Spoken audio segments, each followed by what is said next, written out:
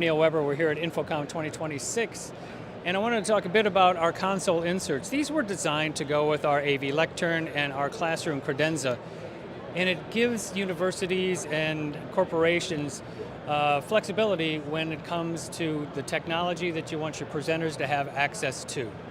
One of those is Catchbox, where we designed a transmitter holder, or transmitter charger holder, that goes into the lectern, as I mentioned, or will go into our classroom credenza.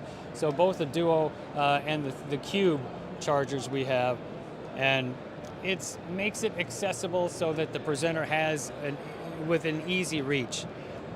Not only do we work with Catchbox, but we have upwards of about 30 different versions of these, from Shure to Sennheiser to touch panels, whether it's Crestron or Extron, or Q-SYS, or even Logitech, and then simple IOs as well. So multiple versions in that family. There's about 30 of these, and if there's something that you don't see that you wish we had, we're a fabrication house, so we can design one for you.